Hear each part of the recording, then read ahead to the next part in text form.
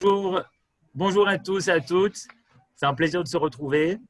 Encore plus pour tous ceux qui ont mis leur caméra, d'Israël, de France, je crois même du Canada, peut-être même de Suisse. Bref, vous pouvez toujours allumer vos caméras et c'est toujours un plaisir pour Laura Wackerman que vous puissiez poser vos questions en direct en ouvrant vos microphones. Et voilà, donc on continue à parler de Har HaBayit, du mont du Temple. Voilà, bonne étude à nous tous avec Midreshet Yehuda Manitou.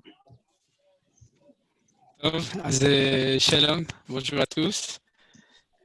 Donc on continue sur cette même étude qui était celle de comprendre quelle est la Ma'ala du Har HaBayit. Et ce qu'on avait compris, c'est que la Ma'ala, c'est-à-dire la valeur spéciale du Har HaBayit, c'était une manière spéciale de prier, c'est-à-dire le temple, c'est plus que ça. Le temple, c'est aussi le Kodesh HaKodashim, les sacrifices, les korbanot, etc. Mais le Har HaBayit, d'après ce qu'on a vu jusqu'à aujourd'hui, dans tous les cours précédents, c'est en fait l'endroit où le peuple juif prie de la manière la plus authentique. Et ce qu'on a vu déjà la semaine dernière, on avait commencé à voir, c'est que la manière de prier sur le Har HaBayit est différente de la manière de prier en dehors du Har HaBayit. Vous vous souvenez, on fait une bénédiction différente. Je vais vous rappeler les différents éléments. Le premier, c'est que lorsque celui qui fait une bracha dit la bracha, il va dire Baruch ata Hashem Elokei Israël mina olam ve'ada olam, c'est-à-dire béni soit Dieu, Hashem, le Dieu d'Israël, mina olam, de l'éternité jusqu'à l'éternité. Et ensuite il dit, j'avais pris comme exemple s'il mange une pomme sur un Har HaBayit, alors il fera boré priaetz. Et à ce moment-là, la personne qui l'entend ou les personnes qui l'entendent, au lieu de répondre Amen, ils disent Baruch Shem Kevod Malchuto Olam Vaed. Vous vous souvenez sûrement, puisque je crois qu'on était tous là la semaine dernière. Apparemment, les gens de cette semaine, c'est les gens de la semaine dernière. Donc, on répond Baruch Shem Kevod Malchuto Olam Vaed au lieu de dire Amen. Et on avait expliqué la différence entre le fait de dire Amen, qui correspond au fait d'une foi, que alors donc comme je vous disais, ce qu'on avait appris la semaine dernière, c'est une manière différente de prier qui est au Beth Amikdash. Alors ce qu'on va étudier aujourd'hui, on va faire deux parties. La première partie, c'est qu'on va voir que ce changement-là a été historiquement, il y a eu une révolution sans doute au moment de Ezra et Néhémie. Vous vous souvenez qu'on a déjà étudié le texte de Néhémie qui nous raconte que Ezra, en fait, c'est la suite des deux cours précédents. Nous avons vu que Ezra avait fait un rassemblement devant le Sha'ar HaMaim, et en fait, c'était sur l'esplanade du temple, et c'est là que beaucoup de principes de la Tfila ont été institués dans ce texte qui est le 8e et le 9e chapitre de Néhémie. Alors, on va reprendre le texte, et on ne va pas reprendre, on va continuer, mais on va... voilà. Donc, regarde.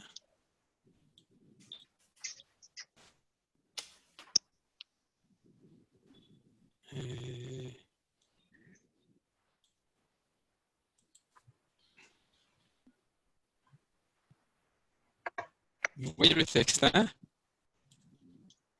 Oui?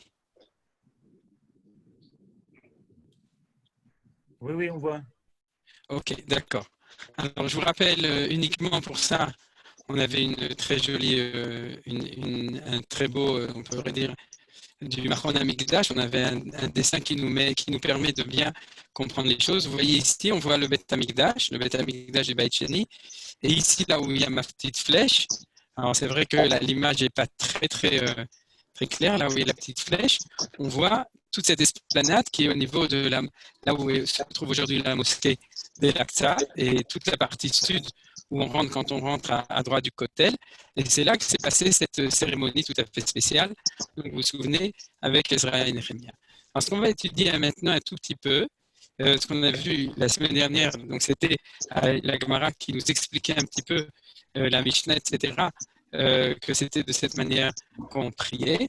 Et ce qu'on va voir aujourd'hui, c'est tout d'abord, c'est un texte de la Gemara dans Masechet Yoma qui nous dit, la Gemara de Masechet Yoma qui nous montre en fait que c'est à cette époque que les choses ont été instituées. On va voir 2 ou 3 éléments qui se sont passés au même moment. C'est le moment de ce qu'on appelle l'Anshei Knesset Gedola, l'institution de la Grande Assemblée. Et ces 3 éléments sont tous rassemblés dans cette Gemara. J'ai pris une toute petite partie de ce texte. Vous voyez, c'est le texte numéro 10, Talmud Bavli, Masechet Yoma, Dav Samertet Amudvet. Vous voyez, c'est ce texte-là.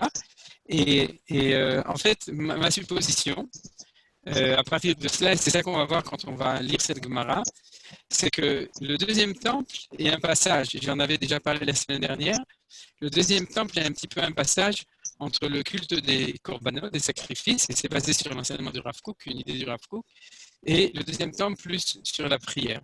Et donc du coup, Ezra va un petit peu sortir du Beth HaMikdash, il va se mettre sur le Har HaBayit, sur l'esplanade du temple, pour faire quelque chose qui correspond plus à la pensée du deuxième temple. Alors, la pensée du deuxième temple, contrairement à celle du premier temple, c'est une pensée qui est beaucoup plus philosophique et plus spirituelle, qui est moins réelle.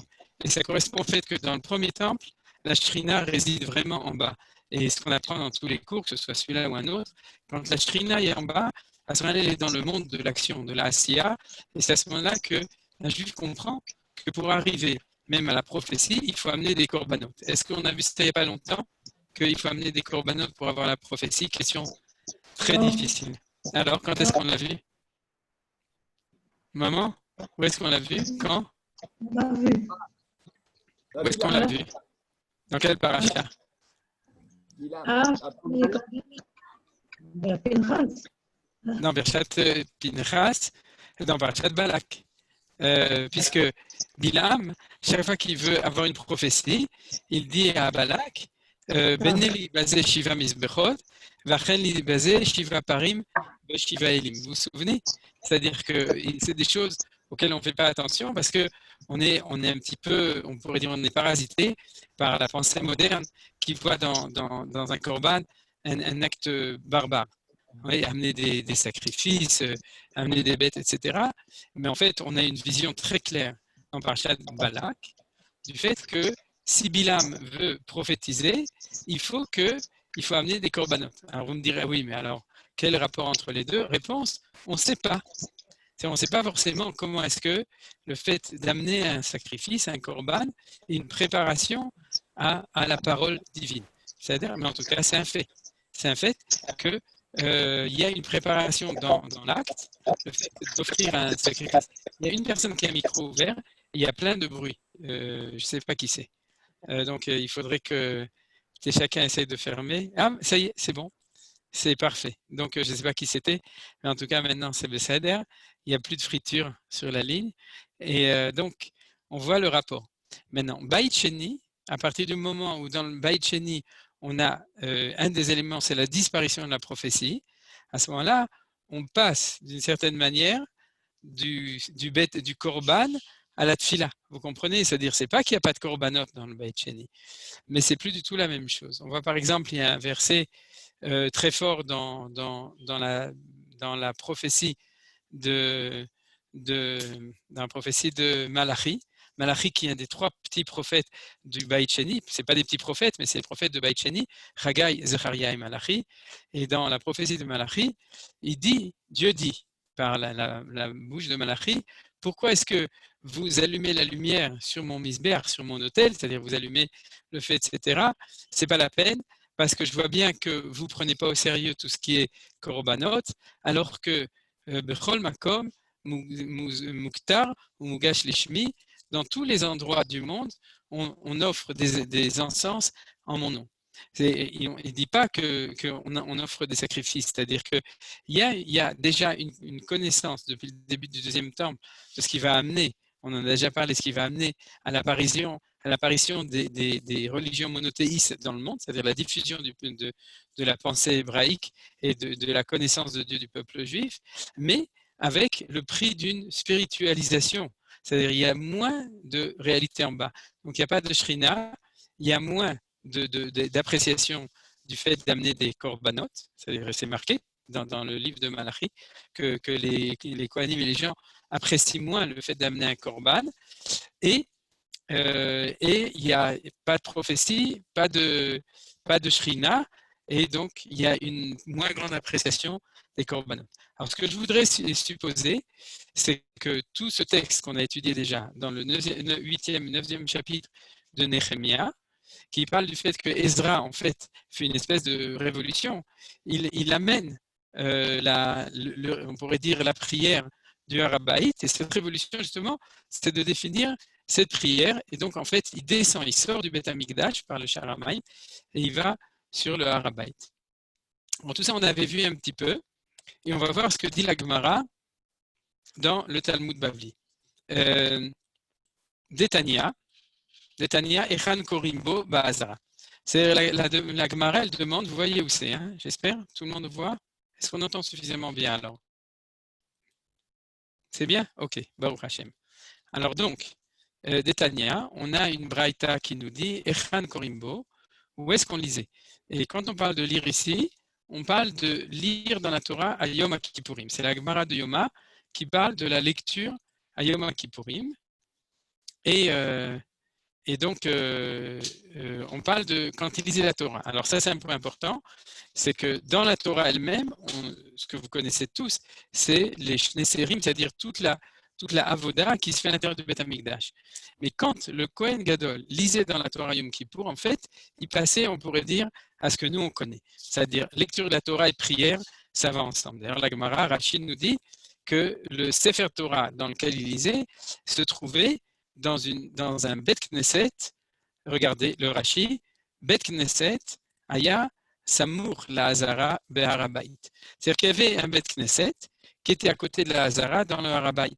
Et Rachid dit ça à propos justement du fait qu'on sortait le Sefer Torah du Bet Knesset pour lire. Donc la Gemara nous demande à propos de ce Bet Knesset. Vous voyez, vous comprenez, c'est-à-dire qu'il y a à l'époque du deuxième temple cette double dimension. Il y a encore celle du Beth Amikdash avec les korbanot, et il y a aussi celle du Harabait. Maintenant, n'avoir que le Harabait, c'est un manque, puisque ça veut dire qu'on est, comme à l'époque du deuxième temple, avec moins de shrina ou sans shrina, sans prophétie, etc. Mais des fois, ça nous permet de révéler quelque chose qui était moins important auparavant, et c'est de ça qu'on parle. C'est-à-dire, on parle toujours de la valeur du Harabait en tant que lieu de tfila. Donc, on a même vu qu'il y avait un Beth Knesset sur le Harabait. Alors, donc, quand on lisait dans la Torah le jour de Yom Kippourim, on le lisait, on sortait le Sefer Torah et on passait à un mode Harabait. Vous comprenez? On était dans le mode Beth Amikdash, quand on avait les deux Seirim, les deux, comment on appelle ça en français, Seir, les deux boucs, le bouc émissaire et le bouc qui rentrait dans le Kodesh HaKodashim. Et donc, et à un moment, le Kohen Gadol, toujours habillé avec ses habits, passe sur le Harabait et parle aux Juifs le langage habituel qu'on connaît, nous, lecture de la Torah, prière, etc. Détania, Echan Korimbo, Ba'azara. Où est-ce qu'on lisait de ce Sefer Torah le jour de Yom Kippour? Ba'azara. La Hazara, c'est donc, c'est encore à l'intérieur du Beth Amikdash. On dit Ezra, quand on parle de Hazara, c'est pas tout à fait, c'est Ezrat Nashim.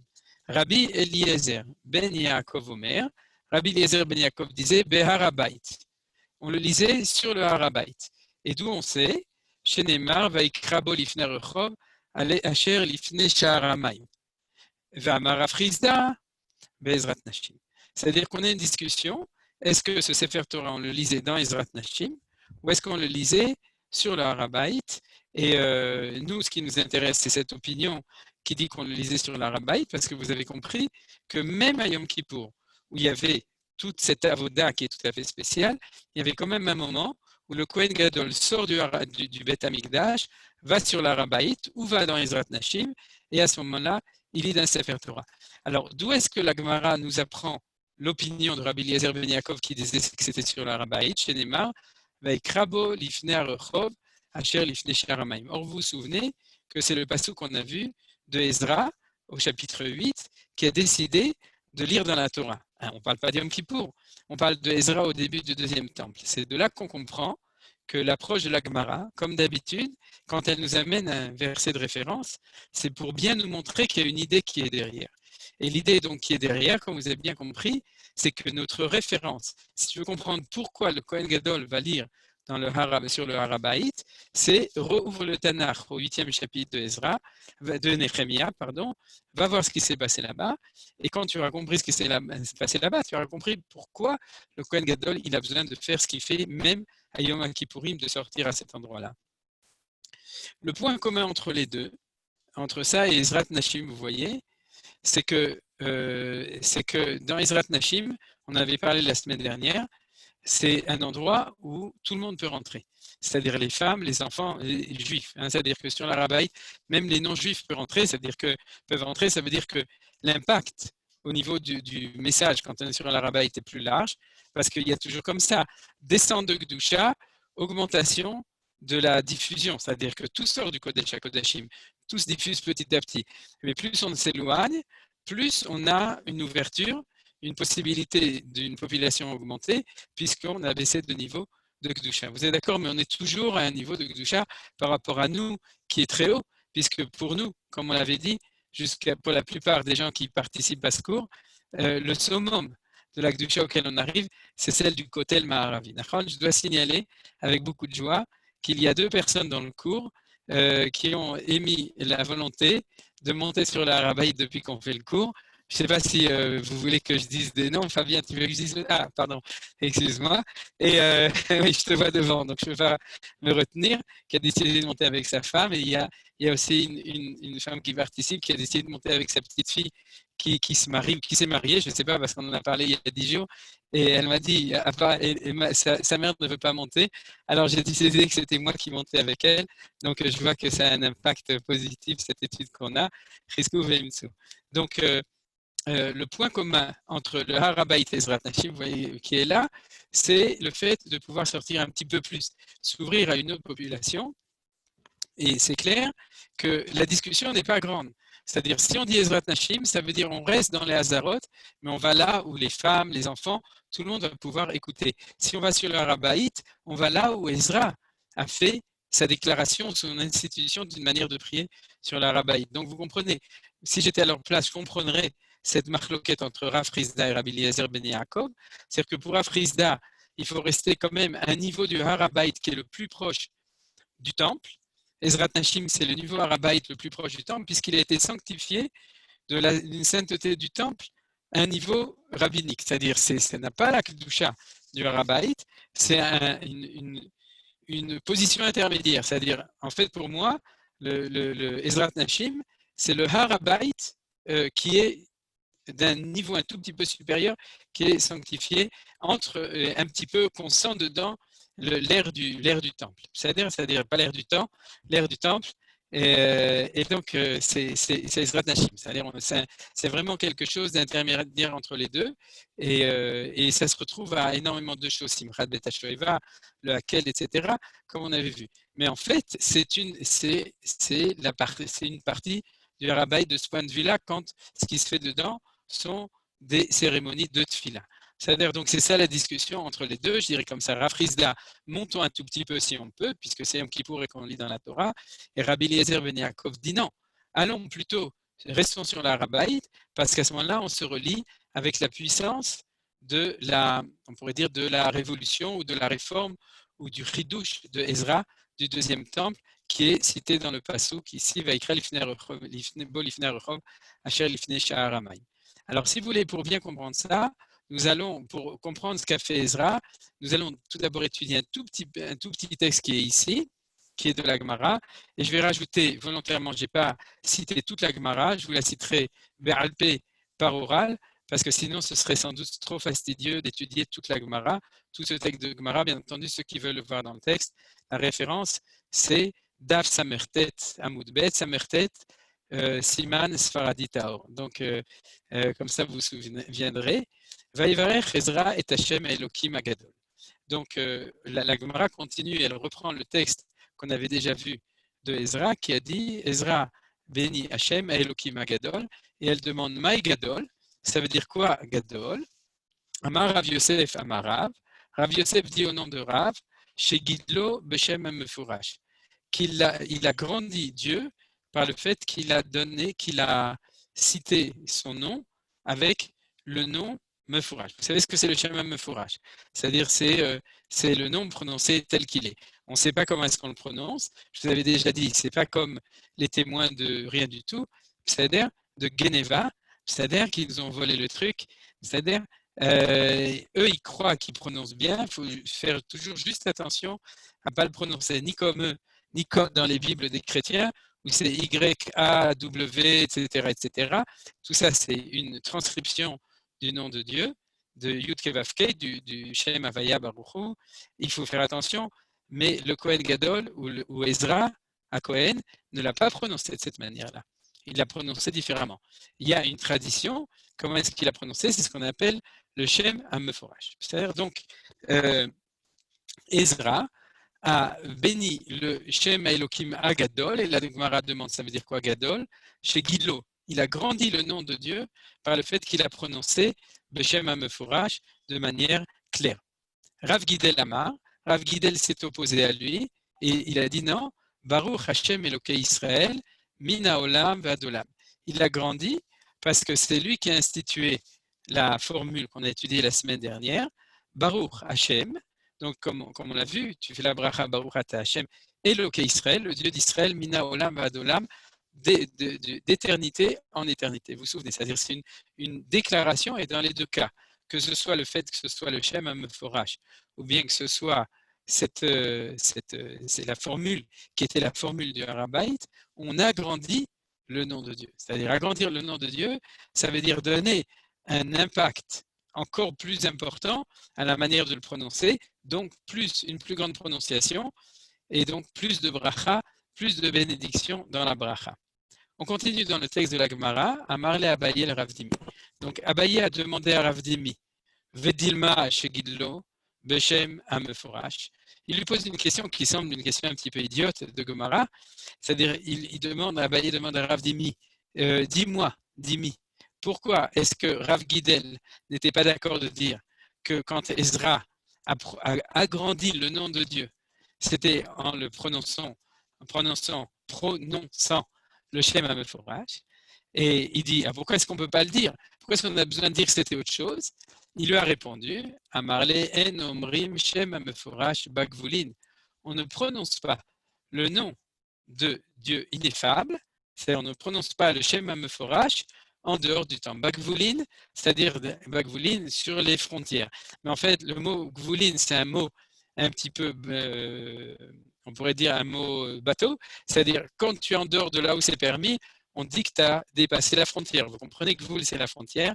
Donc, en général, quand on dit Gvulin, c'est ou en dehors de Jérusalem, ou dans la plupart des cas, ou bien c'est en dehors du temple, ou bien c'est en dehors du Harabait. Alors, dans ce cas-là, c'est en dehors du Beth Amikdash. Alors, ça, c'est vrai. C'est-à-dire que sur le Harabait, et là, on l'apprend aujourd'hui, on ne prononce pas le Shem HaMeforash. C'est-à-dire le Shem HaMeforash, c'est déjà un niveau de Beth Amikdash. Donc, quand on va monter sur le Harabait, on va pouvoir prononcer Baruch Hashem Elokei Israël Mina Olam Ve'ada Olam, mais on ne peut pas prononcer, bien entendu pas nous, mais je parle éventuellement un Kohen, quand il fait Birkat Kohanim, par exemple, puisque vous savez, vous l'avez appris aussi dans un autre cours, qu'au Beth Amikdash, lorsque les Kohanim font Birkat Kohanim, ils prononcent le nom de Hashem. C'est-à-dire qu'ils le prononcent clairement, mais pas sur le Harabait. Alors ça nous permet de comprendre la limite du Harabait. C'est-à-dire le Harabait, c'est très haut, mais ce n'est pas le Shem HaMeforash. C'est Baruch Hashem Elokei Israël, Mina Olam Ve'ad Olam. Ce qui est déjà beaucoup plus haut que ce qu'on a. Mais on vient découvrir aussi que malgré tout, on n'est pas au niveau du Shem HaMeforash, puisque En Omrim Shem HaMeforash Bagvulin. Il n'y a pas de discussion sur cette chose-là. J'ai vérifié, il n'y a pas de marloquette, c'est-à-dire que tout le monde est d'accord que sur le Harabait, on va prier d'une manière beaucoup plus haute que la manière dont nous prions, nous, ici, mais il y a une limite, on ne prononce pas le Shem HaMeforash. Pour prononcer le Shem HaMeforash, il faut être dans le Beth Amikdash, ça veut dire qu'on est en attente de quelque chose d'encore plus haut. Bien entendu, c'est la construction. Et à ce moment-là, de pouvoir entendre le nom de Hashem. D'ailleurs, le pasuk dans Yitro qui dit, B'chol hamakom asher askir et shmi, avo elecha uverachticha. On avait déjà vu ce pasuk, il est un peu plus haut dans les sources, donc je ne vais pas rouler le texte pour vous le remontrer, mais le pasuk dit, à la fin de Yitro, de la paracha de Yitro, à l'endroit, dans l'endroit où je traduis de manière tout à fait libre, tel que les sages l'ont dit, dans l'endroit où tu mentionneras de manière mefourash mon nom, je viendrai vers toi et je te bénirai. Donc vous comprenez, quand on fait une bracha avec le schéma mefourash, il y a une promesse de bracha, une promesse de bénédiction. Chez nous, on est descendu quelques escaliers, 15 escaliers, et on est arrivé donc sur la Rabaït, et on est encore beaucoup plus haut que là où on est, puisque c'est Mina Olam Vadolam Baruch Hashem, Baruch Ata Hashem Eloké Israël, mais on n'a pas le schéma mefourash. Voilà. Alors la Gemara, donc pour revenir, Rav Dimi lui dit, c'est pour ça que Rav Gidel pense que Ezra n'a pas dit le schéma mefourash, velo, ve'active Yamod Ezra à Sofer, al Migdalet, Cher Lassou, les Daber, les Assou, les Daber. Pourtant, il y a un passou qui dit que Ezra s'est mis sur Ezra Sofer s'est mis sur ce Migdal en bois. Et vous vous souvenez qu'on avait déjà vu que ça nous rappelait, c'était Tamar qui avait dit, ça nous rappelait le Hakel qui a été construite pour qu'il puisse parler. Amar Rav Gidel, le même Rav Gidel qui nous disait ici qu'il n'avait pas dit le Shem HaMeforash, nous dit Shegidlo Beshem HaMeforash, qu'il a dit le Shem HaMeforash. Alors, je vais faire un tout petit peu d'ordre dedans, dans ces choses-là, parce qu'il est possible que, comme c'est la Gemara, vous n'avez pas tous compris. Mais là, je finis le texte. Ora Chaita, c'était une permission temporaire à ce moment-là. La clé de tout ça, c'est que si vous vous souvenez bien, quand on a étudié, il y a eu 2 dates. La première date, c'était le premier Tishré. Quand on avait étudié le texte de Néhémia, c'était le premier Tishré, et à ce moment-là, Ezra était monté sur cette tour en bois, avait fait une lecture magnifique de Rosh Hashanah, et tout le peuple avait commencé à prendre conscience qu'il y avait quelque chose qui n'allait pas, à pleurer, et il leur a dit, ne pleurez pas, réjouissez-vous, aujourd'hui c'est Rosh Hashanah, allez manger et boire et soyez contents. On finit Rosh Hashanah, Yom Kippour, Sukkot. Une fois qu'on aura fini tout ça, le lendemain de Sukkot, on se retrouve et à ce moment-là, on règle les comptes. Et on va reprendre le texte de ce qui s'est passé à ce moment-là, quand on a réglé les comptes. Vayakom. Alors, on est dans le 9e chapitre, au verset 4 du 9e chapitre. Et le 9e chapitre, c'est le 24 Tishré, c'est-à-dire le lendemain de Sukkot. J'espère que vous vous souvenez. S'il y a quelqu'un pour qui ce n'est pas très clair, vous êtes invité à reprendre. On l'a étudié la semaine dernière et la semaine d'avant. C'est-à-dire qu'on avait vu, vous vous souvenez, qu'il y avait 2 dates fatidiques, 2 dates importantes. Celle où Ezra était monté à Rosh Hashanah et celle où tout le peuple avait commencé à prendre conscience de ce qui s'était passé et on avait fait un seder. Et on avait fait un seder très important. Et ça, c'était le 24 Tishré, donc le lendemain de Sukkot. Et à ce moment-là, qu'est-ce qu'il y a marqué?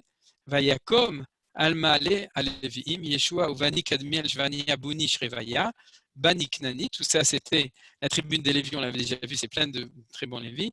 Vaïzakou bekol gadol el Adonai Elohim. Et ils implorèrent à pleine voix l'Éternel leur Dieu. Mais vous savez que Vaïzakou, c'est plus qu'une prière, puisque c'est un cri.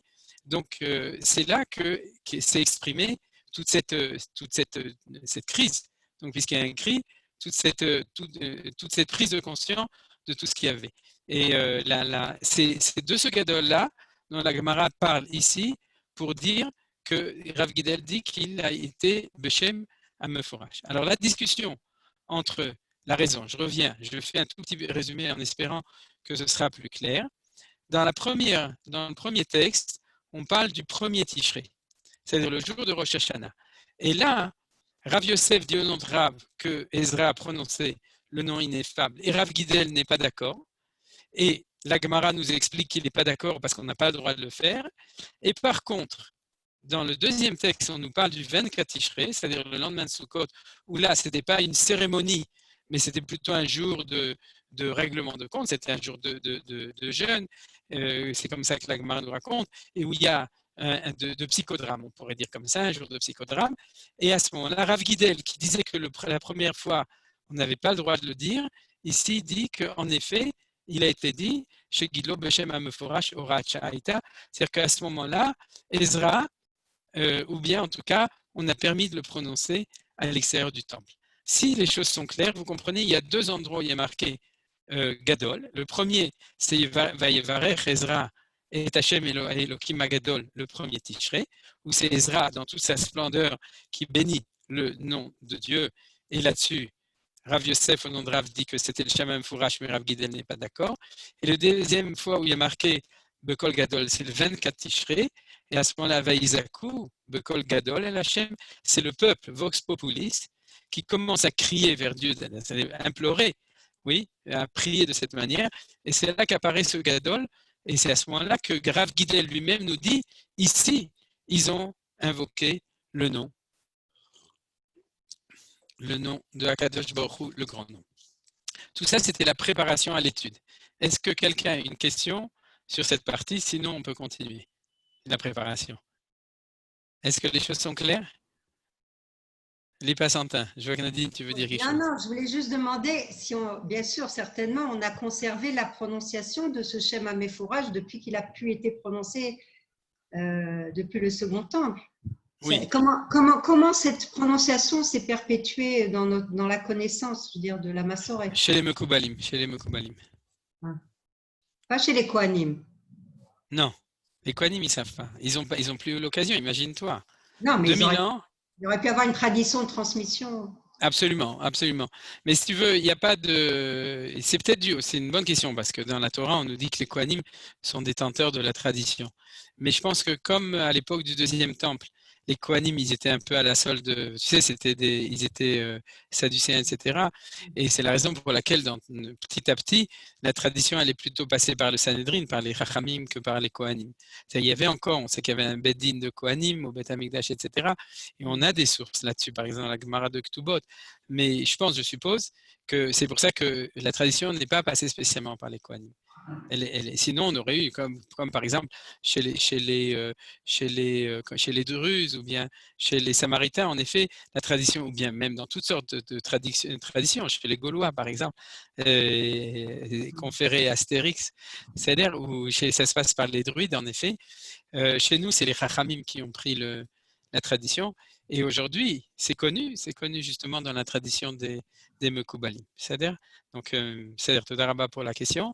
Alors, on continue. Ce que je pense dans cette discussion, c'est que le problème est de savoir est-ce que c'est venu d'une institution de Ezra, donc institution dans une cérémonie du premier Tishrei, si vous voulez, la grandeur de Rosh Hashanah, ou bien est-ce que c'est le cri du peuple?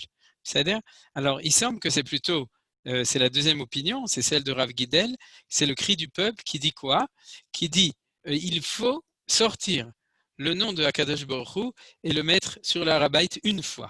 C'est-à-dire, c'est ce qui a marqué ici, Vaïzakou Bekol Gadol, qu'ils ont donné le Shem HaMeforash une fois. Ils n'avaient pas le droit, mais Horacha, ça veut dire, vous connaissez ces expressions, c'est que Hachem permet à un moment spécifique de faire ce qui est interdit normalement. Par exemple, un des exemples les plus connus de Horacha, peut-être que vous le connaissez, c'est Eliyahu Ber HaKarmel. On n'a pas le droit d'offrir des sacrifices en dehors du temple, mais Hachem a permis à Eliyahu, pour le besoin de la cause, qui est une cause tout à fait importante à ce moment-là, de se mettre en concurrence avec les prêtres du Baal pour pouvoir montrer la grandeur de Dieu aux 10 tribus qui comprenaient ce langage. Alors, cette Horacha qu'on a ici, dont nous parle Rav Guidel, d'ailleurs Guidel, Guidlo, Beshem HaMeforash, vous avez remarqué, c'est-à-dire souvent ça arrive que, vous avez remarqué les Passantins, c'est bon, quand la Kavod, souvent ça arrive dans la Gemara que le Rav qui fait une dracha, il a lui-même le nom qui correspond. C'est toujours étonnant, on se demande comment ça se fait, mais en tout cas Rav Guidel, ce Rav Guidel, il est venu dans le monde en tout cas pour nous enseigner cette chose, c'est qu'il y a un moment où il faut élever le nom de Dieu sur le Harabait. Alors, qu'est-ce qui s'est passé à ce moment-là? Je vous donne les informations de manière par orale, puisqu'il y a ici une discussion dans la Gemara. La première opinion à propos de ce verset, donc les Béné Israël ont crié à haute voix. La première opinion, c'est celle qu'on a dit. Sur ce mot gadol, toujours sur ce mot gadol. Oui. Première opinion, c'est que qu'ils l'ont prononcé Beshem HaMeforash et que ça s'est fait de manière ça s'est fait donc de manière exceptionnelle à ce moment-là. La deuxième opinion, c'est que ils ont ramené les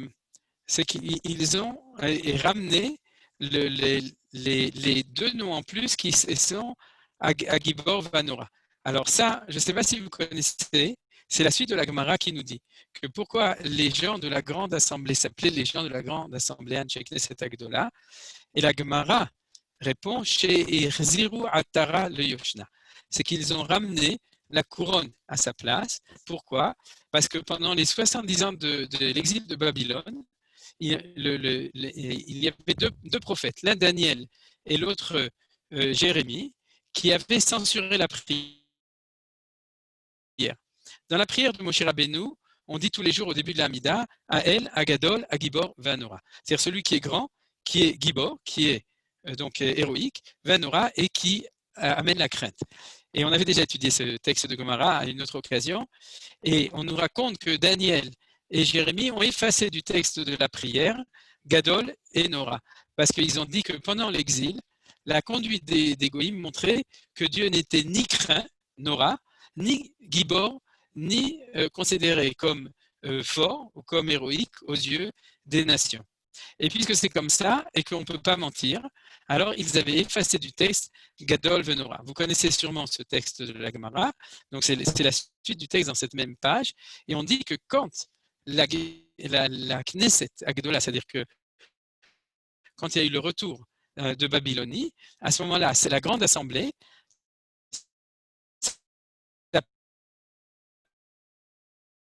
appelée Gdola. Vous savez que nous aujourd'hui on a la Knesset. On n'a pas la Knesset Agdola encore.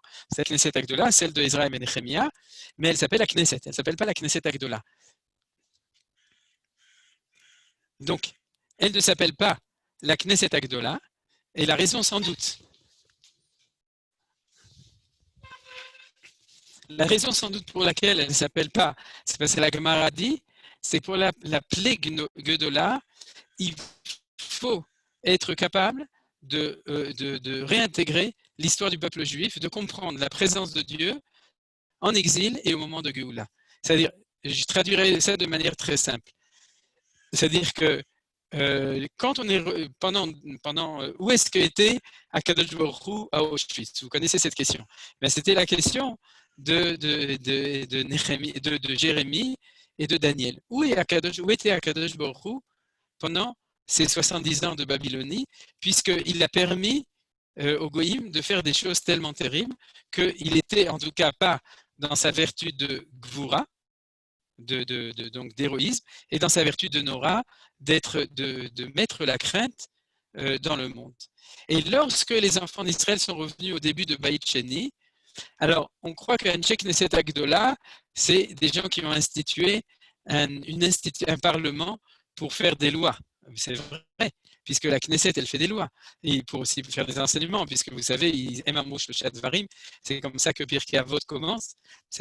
Mais la première chose qu'ils avaient à faire, c'est donner une réponse au sens de l'histoire.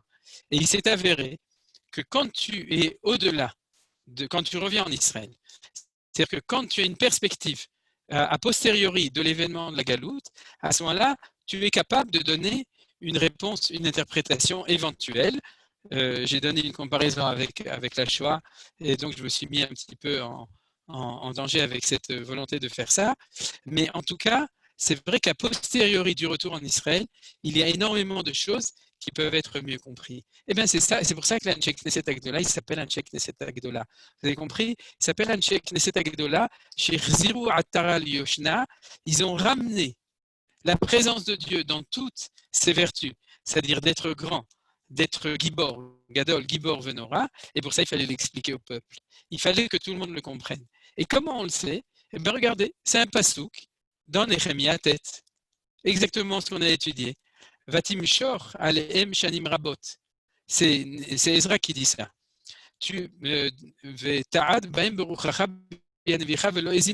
raconte tout ce qui s'est passé avant la destruction du temple,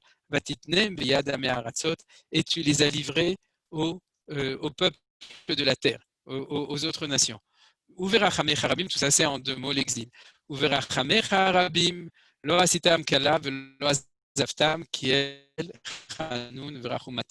Et dans ta grande miséricorde, tu ne les as pas exterminés et tu ne les as pas abandonnés, car tu es un Dieu. Je ne vais pas lire en français, mais Hanun Verachum. Vous avez compris? Tout ça, c'est en résumé cette relecture. Ve'ata Eloheinu Ha'el Agadol Agibor Vanora Shomer Abrid Ve'achesed Alimaat Lefanecha Et Kol Atela Asher Metzatanu Limlachenu Lesarenu Koenu Levinu Ve'lavotenu Ulechol Amcha Mimeh Malchei Ashur Ad Hayom Hazeh. Vous voyez qu'ils sont en train de faire le Cheshbon Nefesh, de faire l'explication, la compréhension de toute cette histoire des 70 ans de l'exil de Babylone. Parce que quand il parle des rois de Ashur, en fait, il parle en général à cette époque de la Babylonie.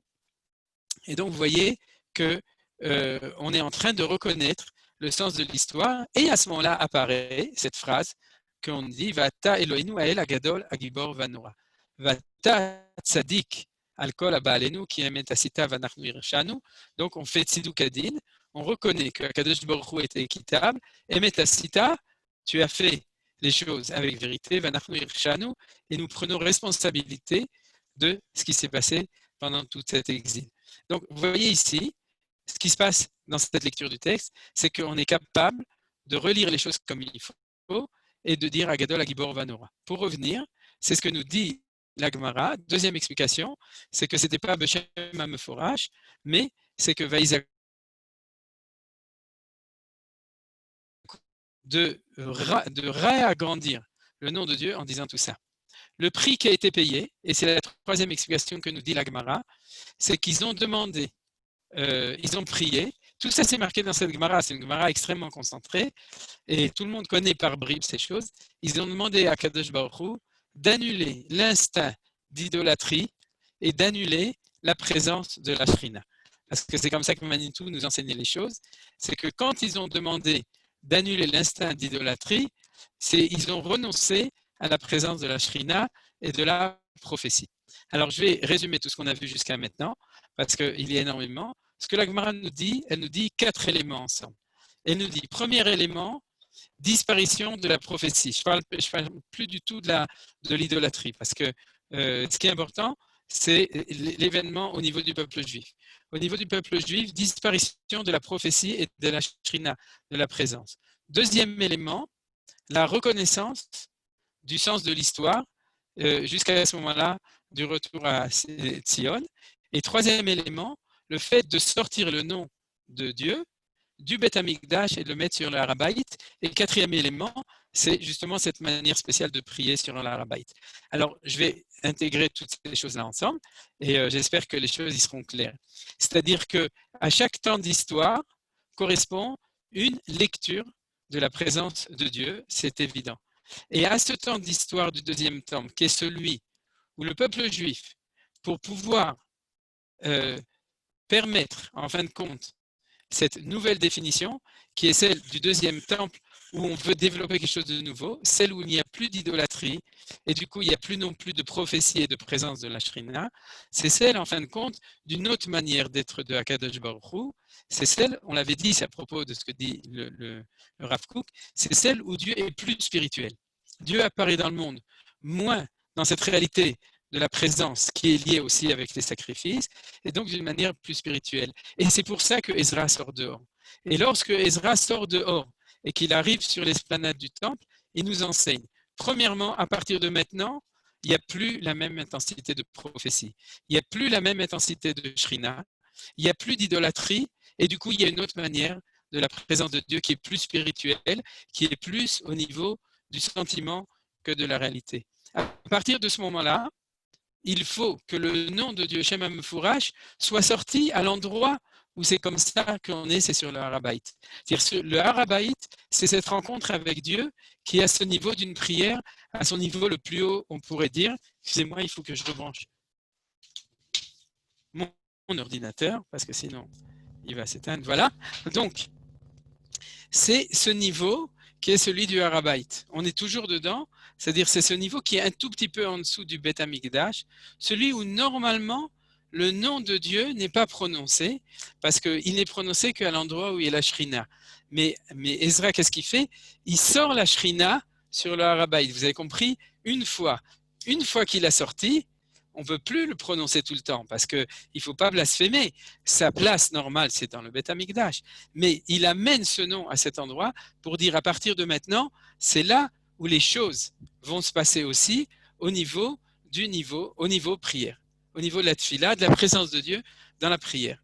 Et puisque c'est dans le niveau prière et que c'est une nouvelle manière de faire les choses, à ce moment-là, alors, ça leur permet de faire le cheshbon de leur sens historique des choses et de ramener Gadol, Gibor, Venera. Vous comprenez, tout va ensemble. C'est-à-dire la compréhension du sens d'histoire, la compréhension du temps où il se trouve à partir de maintenant, qui est un temps différent, qui est celui du Harabait. Et le fait de faire sortir le nom de la Kadosh Baruch Hu, tout ça sont des choses qui vont ensemble.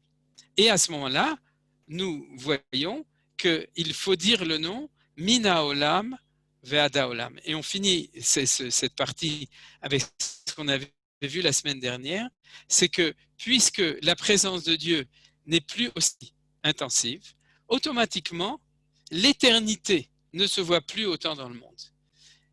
Au moment du Beit Rishon, on disait Mina Olam, et lorsqu'on voyait la présence de Dieu dans le Beth Amikdash, on sentait que l'éternel nous amenait l'éternité dans ce monde-ci. Vous avez compris? Et à partir du moment où l'éternel, dans le sens de la présence de la Shrina, sort et va sur le Harabait, alors il y a diminution de cette Shrina, et puisqu'il y a diminution de cette Shrina, il y a un manque de ce sentiment, de cette éternité du Olam Haba qui va avec le Olam Hazé, et il faut préciser Mina Olam Ve'ad Olam. C'est ce qu'on a vu la semaine dernière. C'est au moment du Beit Rishon, on disait Mina Olam, et au moment où les Sadducéens sont venus, ça veut dire qu'il y a un seul monde, donc disparaît ce sentiment d'éternité absolue, alors il faut l'affirmer. Et tout ça, vous avez remarqué, tout ça, ça fait partie des 2 chapitres de Néhémie. C'est pour ça qu'on a passé 2 cours et demi à l'étudier, puisque vous imaginez bien, c'est vite les textes du Chumash de voir ça, c'est que 3 versets, 2 chapitres du Chumash, c'est une infinité d'enseignements. Et là, on voit exactement la même chose à propos de ces 2 chapitres de Néhémie. C'est-à-dire tout ça, vous avez remarqué que la Gemara, dans tous les textes qu'on a étudiés, il n'y a pas seulement cette Gemara de Yoma, tous les textes ont référence à ces 2 chapitres de Néhémie pour nous montrer que toute cette révolution globale s'est faite au même moment. Alors, nous arrivons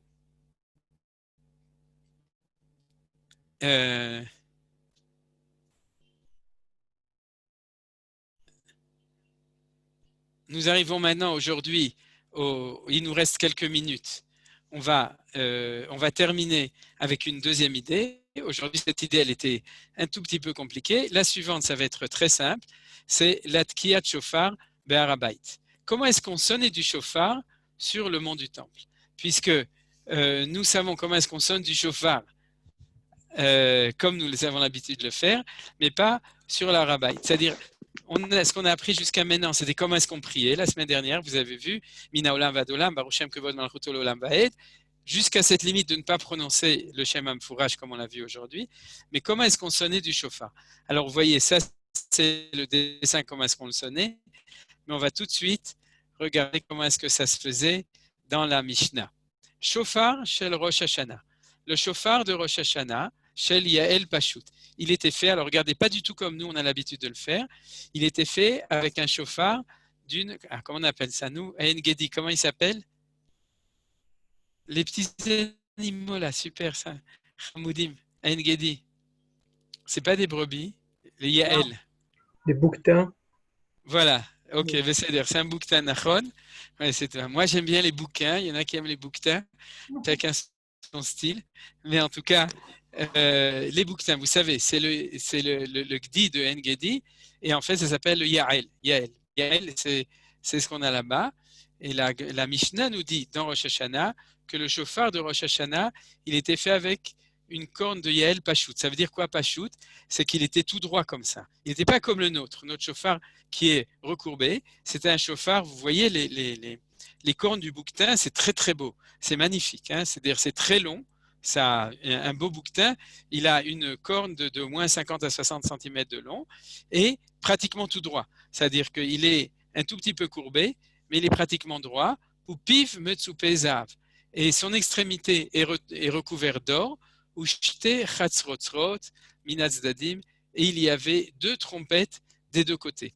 Shofar ma'arich vachatzrotzrot mekatzrot. Le shofar sonnait plus longtemps et les trompettes sonnaient moins longtemps. C'est-à-dire que quand on faisait tekiya, la tekiya, disons, durait pendant 10 secondes et la tekiya de la trompette durait que 3 secondes. C'est-à-dire on sonnait au début avec les 3 ensemble, le shofar au milieu et les 2 trompettes des 2 côtés, mais les trompettes s'arrêtaient. Pourquoi? Chez mitzvah tayom b'shofar, qu'à la mitzvah Rosh Hashanah et avec le shofar, et pour que le peuple puisse entendre, pour que tout le monde puisse entendre le shofar de Rosh Hashanah, donc les trompettes s'arrêtaient avant. C'était l'orchestre de Rosh Hashanah au Beth Amikdash. Elle nous dit, Beth Aniot, lorsque il y avait des jeunes, Beshel Zecharim Kfufim, à ce moment-là on utilisait des shofarot comme les nôtres, c'est-à-dire d'un bélier, Kfufim, qui était courbé. Pourquoi? Vous savez pourquoi est-ce qu'on doit prendre quelque chose de courbé au moment du jeûne? Quelqu'un sait? Et il y a une opinion, la même opinion pour Rosh Hashanah. Parce que la Gemara discute. Est-ce que quand tu es devant Dieu à Rosh Hashanah, est-ce qu'il faut être le plus courbé possible ou est-ce qu'il faut être le plus droit possible? Alors, si on s'occupe de Teshuvah, alors il faut être le plus courbé. Vous pouvez ouvrir, de toute façon on a bientôt fini. Voilà, courbé. Par contre, si on est devant le Melech, c'est-à-dire qu'on est Mekabel Ol Malchut Shamaim, on est debout et on applaudit le roi, alors comment est-ce qu'il faut être? Le plus droit possible. Tout droit. Alors à Rosh Hashanah, le shofar était tout droit, Pachout, ça veut dire tout droit, et en plus de Yael qui a en lui-même cette chose-là. Et vous vous souvenez, Akedat Yitzhak, etc., le jour des jeûnes, chaque fois qu'il y avait un jeûne, comme le 17 Tammuz par exemple, ou Fiyeh, Metsupe, Kesef. Et leur extrémité était recouverte en Kesef et non en Zav, c'est normal.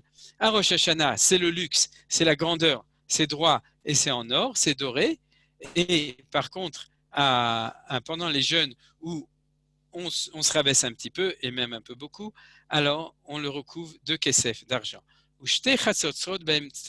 Et les 2 trompettes étaient au milieu, shofar mekatzer vachatzotzrot marichot. C'est-à-dire le shofar à l'extérieur et les trompettes à l'intérieur, oui, et le shofar sonnait une sonnerie courte et les chatzrotzrot, les trompettes, une sonnerie longue, chez mitzvah tayom bechatzrotzrot, parce que la mitzvah au moment du jeûne, c'était avec les trompettes. Regardez, le mot chatzotzra, ouais, c'est comme la moitié d'une tzara, chatzi tzara.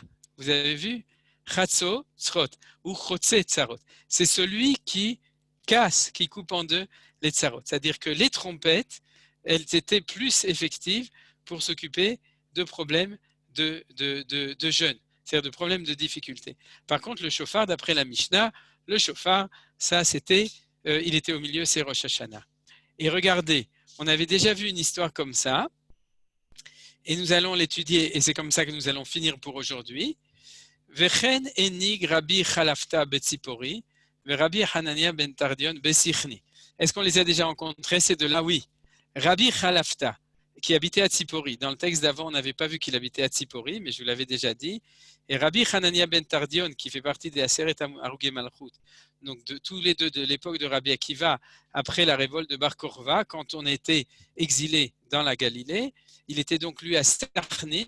Aujourd'hui, c'est un village arabe, un grand village qui s'appelle Sarnin. Et l'autre Tzipori, c'est Tzipori, tout le monde connaît. Uksheba, qu'est-ce qu'ils ont fait? À Rosh Hashanah, ils ont sonné du shofar. C'est marqué dans la Gemara de Rosh Hashanah. Ils ont sonné du shofar comme dans le temple. Ils ont sorti des shofaros de Yael. Ils ont mis 2 trompettes des 2 côtés et ils ont sonné comme ça à Tzipori et à Sirni. Uksheba davar etzel chachamim. Lorsque les sages ont entendu cette chose-là, Amrou, ils leur ont dit, Lo hayu noagim ken, on n'avait pas l'habitude de faire cette chose-là, et là, Beshare Mizrach ou Harabait Bilvad, uniquement dans les portes à l'est. Les portes à l'est, c'est Ezrat Nashim. Vous vous souvenez qu'on avait déjà vu, Nachon?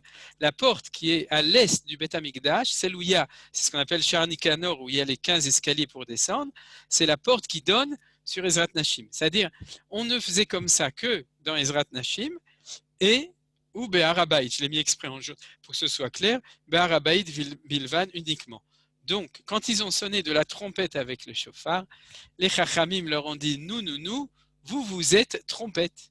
C'est-à-dire, il ne fallait pas faire comme ça, c'est-à-dire, il fallait sonner que du chauffard. Et la Gemara se demande pourquoi. Amar Rava. Rava a dit, Ve'itema Rabbi Yoshua ben Levi, et si tu veux, Rabbi Yoshua ben Levi. Maïkra'a, d'où les Chachamim ont appris, de quel passouk ils ont appris, qu'on n'a pas le droit de mettre 2 trompettes avec le chauffard et de sonner d'un beau chauffard tout droit de Yael avec une extrémité en or. Pourquoi est-ce qu'on n'a pas le droit de le faire en dehors du Harabaït? Dirtiv, parce qu'il y a marqué Bachatzrotzrod vekol shofar ariyu lifne amelech Adonai. Lifne amelech Hashem ou debainan chatzrotzrod vekol shofar ava be'al malo. Devant le roi Hachem, alors on a besoin de sonner des chatzrotzrod, des trompettes avec le shofar, aval be'alma, mais en dehors du temple, c'est-à-dire dans le monde en général, l'eau, c'est interdit. Alors vous vous souvenez qu'on avait déjà vu ça à propos de la manière de prier, et c'était les mêmes, c'était aussi Rabbi Chalafta et Rabbi Hanina ben Tardion. Donc on voit qu'ils étaient répétitifs, et c'est pas étonnant. On avait dit, après la révolte de Bar Korba, leur problème, c'était comment perpétuer la mémoire de ce qui se passait au temple. Parce que si on ne le perpétue pas, on va oublier d'avoir envie de remonter sur le temple. On va sortir le Beth Amikdash, et ce n'est pas le Beth Amikdash, c'est le Harabaït. Ils voulaient sortir le Harabaït de leur synagogue à Tzipori et à Sichni. Et les Chachamim leur ont dit non, on ne peut pas jouer à ce genre de choses. Pourquoi? Parce qu'il y a marqué Ariyu, Lifne, Amelech Hashem. Devant le Melech Hashem, on a le droit, et pas devant le Melech Hashem, on n'a pas le droit. Alors que personne vienne et nous dise, oui, là où il y a une yeshiva, une synagogue à Brooklyn ou bien à Paris, on est devant le roi Akadosh Baruch Hu. C'est vrai qu'Akadosh Baruch Hu nous accompagne partout. La Shrina, elle est partout. C'est-à-dire la Chinchina. C'est-à-dire elle va même en China, chez China. Mais elle va en microcosme de Shrina. Elle nous accompagne parce qu'on est là où on est, comme disait Manitou, c'est la souffrance de l'exil de la Shrina qu'elle est obligée d'être là où on est. Mais la Gemara est claire. Quand la Gemara a arrêté Rabbi Chalafta et Rabbi Hanania ben Tardion, c'est pour leur dire on ne rigole pas avec ce genre de choses, on ne fait pas de la religion au rabais. C'est-à-dire, on ne fait pas croire que même être à Tzipori ou à Sichni, à l'époque où le Sanhedrin se trouvait au même endroit, c'est comme être sur le Harabaït. Ce n'est pas la même chose. On n'a pas le droit de prier de la même manière, on n'a pas le droit de dire Baruch Shem Kevod Malchut Olam Vaed au lieu de Amen, on n'a pas le droit de dire Elokei Israël Mina Olam Vaed Olam quand on fait une bracha, et on n'a pas le droit de mettre des trompettes et des shofarot et de le recouvrir d'or quand on sonne du shofar au moment de jeûne ou au moment de Rosh Hashanah. Ce n'est pas la même chose. Et de là, par récurrence, on revient à ce qu'on a appris tout le temps, c'est que remonter sur le Harabaït, c'est réinstituer cette manière de prier qui est spéciale. Et pourquoi c'est spécial? C'est très clair. L'ifne Amelech Hashem, c'est parce qu'on est devant le roi Amelech Hashem. Et alors, vous comprenez pourquoi c'est à Rosh Hashanah qu'on fait ça? Quel est le thème central de Rosh Hashanah? Malchuyot, Zichronot, Shofarot. Et on fait tout le temps toutes sortes de limoudim extraordinaires, Malchuyot. On accepte sur nous, on prend sur nous la royauté de Akadosh Baruch Hu. Tout ça, c'est beau pendant 2000 ans. Mais sur le mont du Temple, chaque fois qu'on sonnait, c'était autre chose.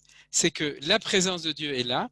Akadosh Baruch Hu, non seulement le Shem Hashem est là, c'est-à-dire que le nom de Dieu et sa présence est là, mais il est là en tant que Melech. En tant que Melech, ça veut dire que sa présence est révélée. On a souvent appris ça, ce que s'appelle la Malchut.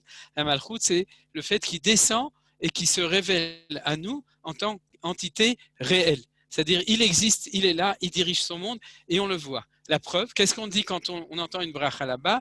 Baruch Shem Kevod, Malchuto, le Olam Va'ed. C'est-à-dire que là-bas, on voit que sa présence en tant que celui qui dirige le monde, sa présence est permanente, le Olam Va'ed, Mina Olam Va'ad Olam. Quand, en dehors du temple ou en période d'exil, il y a disparition de la Malchut. Alors à Rosh Hashanah, à Yom Kippour, on fait, je dirais presque, par la Gdusha du temps, alors on a une petite restitution de ça. Mais au Beth Amikdash, on a ça tous les jours, 24 heures sur 24, 342 jours par an selon le compte 44, c'est-à-dire tous les jours de l'année, on y a la présence de Hachem en tant que Melech. Hachem Melech, Hachem Malach, Hachem Ilor, Olam Va'ed. Et puisque on est devant le Melech Hachem, alors lorsqu'on sonne du shofar et de la trompette à Rosh Hashanah ou bien quand il y a des jeûnes, on le sonne de cette manière-là. Et c'est pas étonnant parce que quand on ovationne un roi, comment est-ce qu'on ovationne un roi? Même chez les Goïms,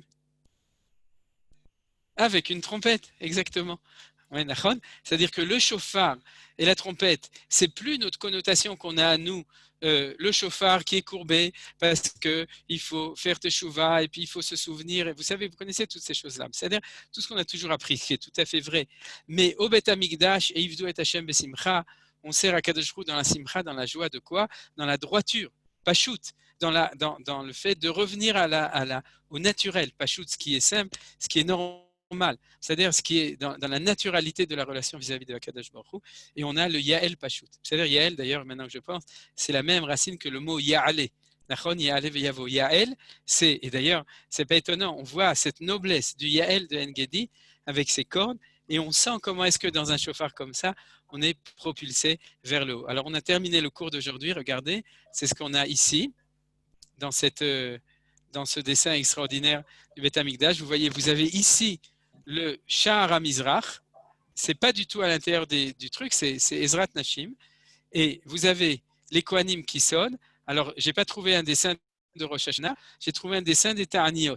Les dessins du Seigneur, il faut les trouver, et vous voyez que c'est recouvert, les shofarot sont à l'extérieur, les trompettes sont à l'intérieur, il y a 2 trompettes, 2 shofarot, et ils sont recouverts, on ne voit pas très bien dans le dessin, en principe, ils sont recouverts d'argent, mais au moment de Rosh Hashanah, c'était le contraire, il y avait les 2 trompettes à l'extérieur, le shofar à l'intérieur, avec non pas une corne comme ça, qui est comme celle que nous avons, mais une Yael Pachout, une corne de Yael qui était donc toute droite, et qui sonnait au nom de tout le peuple juif, pour acclamer et affirmer Malchut Hashem Ba'olam, la royauté de Hashem Ba'olam, qui était de manière réelle, révélée sur le mont du Temple et sur le Sha'ar HaMizrach. Zeu Toda Rabba. Si vous avez des questions, vous avez été silencieux pendant tout le temps, c'est inquiétant. Menachem, tu pourrais, oui. Tu pourrais revenir sur ce que tu as dit dernièrement sur les 344 jours dans lesquels on dit donc à Dechemener. Non, j'ai dit 300, je me suis trompé. C'est 354 jours. C'est que le cycle lunaire, c'est 354 au lieu de 360. Tous les jours. Donc, tous les jours, c'est ça que je voulais dire. C'est que Kedushat HaMakom, vous comprenez, je l'ai dit chaque fois. La Kedushat Zmanim, c'est à Rosh Hashanah, et Kedushat HaMakom, elle apparaît. Bon, c'est vrai qu'on ne sonne pas du shofar tous les jours, mais le Lifnei Melech Hashem, il est tous les jours, puisqu'il est valable pour les jeunes et il est valable aussi pour Rosh Hashanah. C'est-à-dire cette notion-là, oui. Toda Rabba Gilles. Je voulais simplement faire remarquer que les trompettes, effectivement, à l'époque, elles étaient droites. Ce n'est pas comme les trompettes qu'on a aujourd'hui qui sont courbées. Il a fait, mais faut pas confondre avec les trompettes modernes. La trompette courbée, c'est uniquement à partir aujourd'hui les trompettes, tu parles de comment ça s'appelle? Les Hatzotzrot d'aujourd'hui, c'est relativement récent. Les trompettes qu'on commence à courber, c'est relativement récent. C'est à partir du 15e siècle. Jusqu'au 15e siècle, elles sont droites comme on le voit sur tes dessins. Il a fait mieux. D'ailleurs, je voudrais dire que 2 points importants, Tamar. des références, c'est sur l'arche de Titus, dans lequel on voit que les trompettes sont tout droites, comme ça on les voit très bien. Et le deuxième, c'est qu'il faut savoir que depuis qu'on est revenu à Jérusalem, on sonne dans les trompettes. Alors, j'imagine que vous avez eu l'occasion de le voir. On a le droit de sonner des trompettes au Kotel. C'est-à-dire quand il y a des jeûnes, des jours de jeûne, et il y a des trompettes qui ont été fabriquées, qui sont au Machon Hamikdash. Et j'ai vu plusieurs fois dans des grandes prières, et j'imagine que plusieurs de vous ont aussi été témoins de ça, dans les grandes prières de supplication, donc des jours qui ressemblent aux jours de jeûne, on a le droit aujourd'hui de réinstituer ça à Yerushalayim et au Kotel.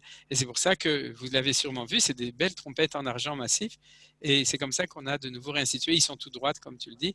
Alors, Bezrat Hashem, on les sonnera sur le Rabbait avec les chauffards. Encore une question? Oui, on a trouvé une pierre qui indique le lieu. Il y a une inscription disant que au coin du Harabait, c'était le lieu où on sonnait la trompette. Absolument, absolument. Mais c'est pas lié au fait. C'était la trompette, je crois, pour occasion quotidienne. Ou quelque chose Oui, comme ça. pas quotidienne, mais comment une fois par semaine, c'est hebdomadaire, c'est ça? C'était un des DAF du DAF Yomi dans ma Sechet Shabbat il n'y a pas longtemps. C'est que tous les vendredis de fête, alors comme aujourd'hui d'ailleurs, à Jérusalem et en Israël, pour nous annoncer une sonnerie. Alors il y a des gens qui, oui, pour nous annoncer. Mais à l'époque du temple, il y avait la Gemara nous dit qu'à Jérusalem, il y avait quelqu'un qui montait sur le haut et on a retrouvé la pierre qui est tombée en bas, vous le savez. Donc, oui, mais en fait, cette pierre, elle était tout en haut, sur le Harabaï tout en haut. Et je ne sais pas si c'était un Kohen, mais en tout cas, quelqu'un du temple montait dessus. Il y avait 9 sonneries. Il y avait 3 cycles, si je ne me trompe pas, 6 sonneries ou 9 sonneries, maintenant je ne suis plus sûr. 9 sonneries pour prévenir petit à petit du fait que d'abord pour dire aux gens qui étaient dans les champs de rentrer dans la ville, ensuite pour les gens qui avaient des boutiques de fermer les boutiques, et ensuite de dire c'est le moment de cuire le gefilte fish parce qu'ils cuisaient un tout petit poisson sur la poêle, ça prenait quelques minutes, et ensuite le moment d'allumer les bougies de Shabbat, et c'était le temps où le Shabbat rentrait. Aujourd'hui par exemple ici à Talpiot, il y a 2 sonneries. Il y a une sonnerie un quart d'heure avant l'allumage de Shabbat et une sonnerie au moment du temps d'allumer les bougies de Shabbat. Et c'est très joli, c'est que petit à petit, on est en train de revenir à ça. Et dans la Gemara, en fait, il y a toute une discussion dans la Gemara qui montre que bien qu'on s'occupe de Shabbat et des fêtes, qu'il y avait ce fait que la trompette, c'est l'affirmation de la royauté dans le sens où elle s'adresse au peuple. Vous voyez, c'est-à-dire le vox populi, c'est la voix qui s'adresse à l'Assemblée des gens. On le voit dans un diouk de la Gemara que je ne citerai pas maintenant. Merci Claude. Il y a Moïse Israël qui voulait dire quelque chose. Oui, j'ai du mal à comprendre que le fait que la Shekhinah pendant le deuxième temple se soit éloignée, que sa diffusion s'est augmentée et que c'est une plus grande spiritualité. Pourquoi il n'y avait pas de grande spiritualité au premier temple? Si. C'était sur les corbanotes qui s'étaient branchés. Comment la spiritualité qui s'est éloignée s'est plus diffusée? Ah oui, alors c'est un petit peu comme quand tu jettes une pierre dans l'eau. C'est-à-dire tu as des cercles concentriques. C'est-à-dire plus il est à l'intérieur, plus il est condensé. Plus il est à l'extérieur, plus il se diffuse et plus il est décondensé. D'accord? Aujourd'hui, on parle de confiné et déconfiné, mais c'est condensé et décondensé. Il y a toujours une équation comme ça, c'est-à-dire que éloignement signifie donc moins grande intensité, mais une approche qui est plus à un cercle plus large de personnes. C'est ça que j'ai essayé d'expliquer. Et c'est la raison, ça se traduit. Moïse, c'est Moshe, tu t'appelles Moshe? Moshe. Ça se traduit dans la halakha par juste les frontières, c'est-à-dire comme nous avons vu, il y a au niveau de la pureté, il faut un certain niveau de pureté pour aller sur le Rabbait. Les non-juifs peuvent rentrer sur le Rabbait. Ensuite, les femmes peuvent rentrer jusqu'à Ezrat Nashim. Les hommes peuvent monter jusqu'à Ezrat Israël. Les Kohanim jusqu'à Ezrat Kohanim. Ensuite, le Kohen Gadol, le Kohen Gadol dans le Kodesh HaKodashim. C'est-à-dire, c'est toujours ces frontières, ces frontières nous donnent les niveaux d'intensité. Nous révèlent, en fait, les niveaux d'intensité. Voilà. Bevakasha. Est-ce que quelqu'un veut poser encore une question? ou faire une Oui, remarque. à la Khalema, c'est aujourd'hui, pour monter au Arabaït, il faut faire mikvé. Je sais que tu en avais parlé, mais je ne me souviens pas très bien. Youssef, il est à Montréal, il croit qu'il va pouvoir monter sur le Harabaït. Oui, Youssef, dis-nous quand même, pose la question, tu n'as pas entendu jusqu'à la fin. Ah, pardon. Qu'est-ce qu'il faut pour monter au Arabaït aujourd'hui? Si j'arrive à Jérusalem demain, je peux monter au Arabaït sans mikvé ou pas? Non, il faut, alors, la halakha le maaseh, il faut aller au mikvé, et la halakha pour les hommes et pour les femmes, c'est la même. C'est-à-dire qu'il faut être pur pour pouvoir se tremper. C'est-à-dire pour les femmes connaissent d'Afka, savent à quel moment elles peuvent aller au mikvé parce qu'elles le font. Et la khumra de la tvila pour monter au Harabaït est la même que la khumra des tvilot des femmes. C'est-à-dire tous les chassidim qui vont tous les matins, ils font pas attention ni à leurs cheveux, ni à leurs ongles, etc. Tout ce qui est comme ça. Quand on monte au Harabaït, on est au même niveau de purification que pour une femme. Mais pour un homme, il n'y a pas toutes ces lois de Shiva Hanekim, etc. Donc, si tu arrives en avion, tu peux aller te tremper. D'ailleurs, ça te purifiera de tout materet amim, l'impureté de l'étranger qui existe, qui a été instituée au moment du deuxième temple. Et à ce moment-là, tu peux immédiatement pouvoir monter après sur le Harabaït. Oui. Est-ce qu'il n'y a personne qui a eu l'idée de faire comme une association, un truc comme ça, où on arrange 10 hommes qui font le mikvé, etc., qui montent au Harabaït et qui font Baruch Hashem, Me'olam, Me'adolam, Avrochem, Koven, Vaed? Il n'y a personne qui a eu cette idée? Comment ça se fait? Alors, halakha le maaseh là-dessus, je n'ai pas vérifié si est-ce qu'on nous permet de le faire aujourd'hui. Ce dimanche, Bezrat Hashem, puisque c'est après le 17 Tammuz, il y a une aliyah à 8h30 de Rabbanim, uniquement de Rabbanim, pour montrer en fin de compte la volonté des Rabbanim de monter sur la Harabaït. Et j'espère participer à cette aliyah. Et j'aurai l'occasion de demander aux Rabbanim qui sont spécialistes de la question. Donc la semaine prochaine, je pourrai vous donner la réponse. J'ai pas vérifié parce que j'ai pas de texte dans les livres qui ont été écrits là-dessus que je connais qui s'occupaient de cette question-là, de savoir si on peut l'appliquer aussi aujourd'hui. C'est-à-dire, ce que je vous enseigne, c'est au niveau théorique. C'est-à-dire, pour halakha le maaseh, est-ce qu'on peut le dire ou non? Maintenant, halakha le maaseh, c'est qu'il y a le waqf qui est derrière la police qui empêche de prier. On n'a pas le droit. Nahon, voilà, exactement. On se retrouve en prison. Oui, mais ceci dit, si on fait les choses discrètement, c'est-à-dire faire en minyan, c'est aujourd'hui, pour l'instant, c'est pratiquement impossible. Se mettre à côté de quelqu'un d'autre et de faire une bracha, aujourd'hui, ça se fait tout le temps. C'est-à-dire qu'on parle en avançant, etc. On le fait un petit peu de manière galoutique où on n'est pas encore suffisamment les maîtres pour le faire bekavod. J'ai entendu d'un ami à moi qui monte sur la Baïd que ça lui est arrivé une fois d'avoir réussi à organiser un minyan là-bas. C'est-à-dire que les policiers lui ont dit ça va, laisse tomber, il n'y avait pas de waqf.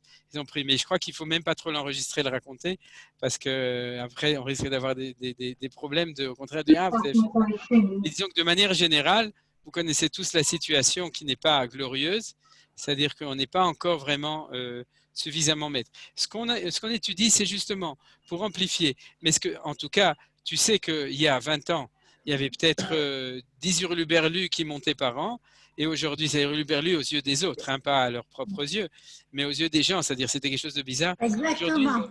Il y a des centaines de personnes qui montent pratiquement tous les jours. C'est des dizaines de milliers par an. Et ça se passe dans le silence en général, ça se passe normalement.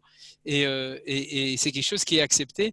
Donc, dans la politique des petits pas, que vous connaissez, c'est-à-dire Kima, c'est-à-dire Ikveta de Meshicha, les choses, ils avancent. Et on espère que autant pour ceux qui montent, par rapport à ce que j'enseigne, que pour ceux qui ne montent pas, que, comme je dis chaque fois, qu'il y a cette volonté. Alors, Youssef, je comprends qu'après, tu vas arriver, tu vas te mettre 2 semaines en bidoune, et après, tu montes sur la Ravaït. C'est ça? On se donne rendez-vous dans 2 semaines et demie. Il n'y a pas d'avion, il n'y a pas d'avion. Il n'y a pas d'avion. Vous vous rendez compte? Même si on veut faire son alia, on ne peut pas. Ben, viens en bateau. Quel horaire? À la nage, à la nage. À la nage. Ok, Besséder. Alors, s'il y a encore une question, une remarque, sinon on s'arrête là. Merci beaucoup. Oui.